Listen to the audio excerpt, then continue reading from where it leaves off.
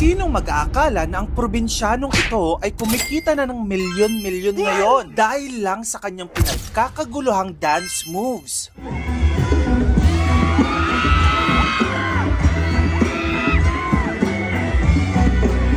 Siya si Elias, ang viral dance king ng Mindanao. Siya din ay vlogger, singer at performer. Pero ngayon, pinagkakaguluhan na kahit saang lugar siya pumunta.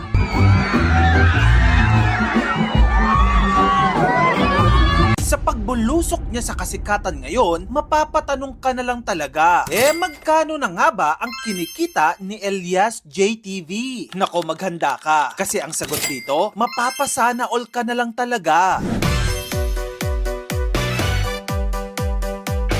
Si Elias Lentukan, o mas kilala bilang Elias JTV, ay isang content creator, band vocalist at online personality na tubong Magpet, North Cotabato. Lumaki siyang tumutulong sa bukid kasama ang kanyang ama. Nagtatrabaho sa rubber tree farm habang nangangarap maging isang performer. At ngayon, natupad na ang kanyang pangarap. Nag-viral siya sa social media dahil sa kanyang signature dance moves na inspired mismo sa kanilang hanap buhay, ang pagpuputol ng dagta mula sa rubber tree. Nako, baka napadaan na siya sa timeline mo at napanood mo na siya minsan. Mula sa isang probinsyano na mahilig lang kumanta at sumayaw, ngayon ay isa na siyang superstar performer na kinababaliwan ng kanyang fans. Pero ang tanong, gaano na nga ba siya kasikat?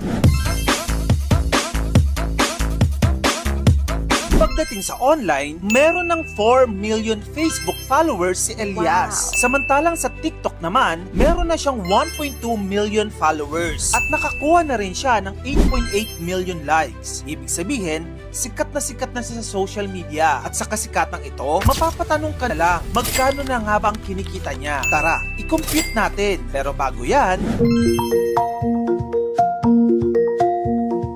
sa likod ng kasikatan ni Elias, siya ay isang family man. Lumaki siyang hiwalay sa kanyang ina na isang OFW sa Bahrain. Kaya laking lolo at lola siya. Ngayon, may sarili na rin siyang pamilya. At sorry na lang sa mga homohopya dyan dahil taken na siya ni Abigail. At may baby na silang si Apollo. At kahit gaano siya kabisi sa pagiging performer, hindi pa rin niya kinakalimutan ang kanyang roots. Kapag may oras, bumabalik siya sa Magpet. Tinutulungan ang kanyang ama sa bukid at nagbabahagi ng kanyang tagumpay sa kanyang pamilya.